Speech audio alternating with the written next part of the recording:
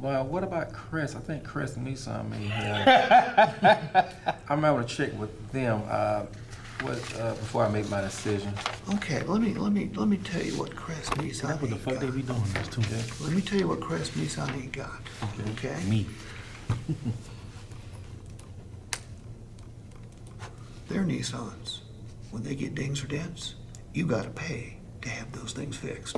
Small ones are $70, big ones are $150, okay? You lose a key fob, you're gonna pay $500 for that thing. Over there. Over here, you don't pay a nickel for it. It is zero. Okay.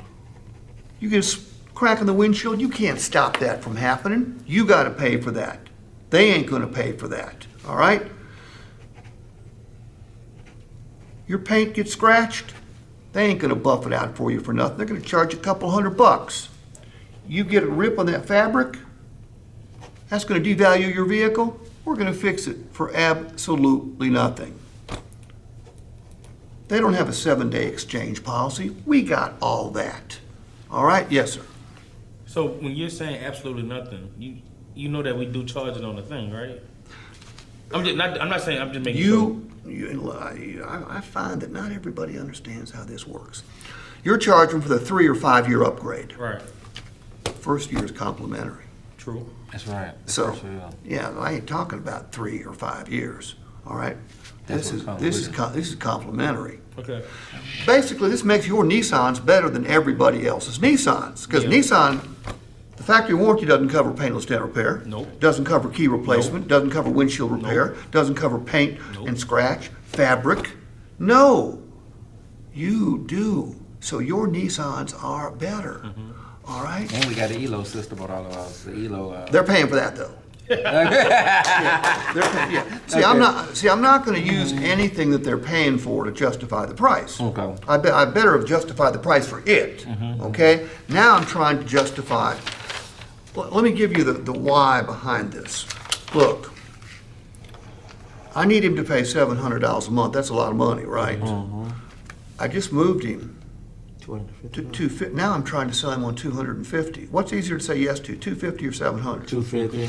And then, because aren't they going to get a lot of this money back when they go to trade or sell it? Yeah, 'cause you got more value I in figured, your vehicle. yeah, so then I moved it to 125. What's easier to say yes to, 125 or 250? 125. And then I took it to a daily amount. Okay? $4 a day. That ain't going to stop you from taking delivery of the most beautiful Ultima you've ever driven in your entire life, is it? No. I didn't think so. I need you okay right over here. There you go. So you go back to the trade. Okay. This is called the kinder, gentler takeaway. Okay. I don't want to switch vehicles at this point, okay? Unless Curtis looks at me and says, I can't pay $700 a month. I ain't got the money. Then where was my mistake? Too much car. You card them up. Too much a car. Card them up. Way too high. But that's Okay. because we don't do it like we used to do it. We show the car that they came in instead of showing the car that's under what they're looking for. Say it again. So but I remember when I first started at my first store, Nissan McKinney, if Curtis came in on an SL, I still showed him an S. That's what I think you should. And let the customer bump themselves. Because I when don't they wanna bump see this. themselves. You tell them, hey, I understand, but the payment you're asking for, this fits you better. This one fits you better. And then when you get to the SL, you're like, hey, this is the one you wanted, but I just want you to know that it's not in your budget. And then when you bring that pencil, you still close them because it's like, Well, what I would say on the lot is, look, we're moving up $200 a car here. right, Okay? yes. If you yes. can if you can live with $200 a car, let's take a ride. Okay? Okay. But I want to give them a heads up on this. You know, so much of what we do these days as car salespeople is we got to educate the customer. Yeah. Okay, we got to educate them about the product. We got to educate them about the numbers too, because people suck at buying cars. Okay, and again, it's not their fault. I've talked to a lot of customers who are smarter than I am, but I do this for a living. They don't do it for a living. Yep. You're the professional. They're the amateur. Okay. I think if you do a real good, proper needs analysis, I believe we could really capture from what from what I've talked to you about, sir.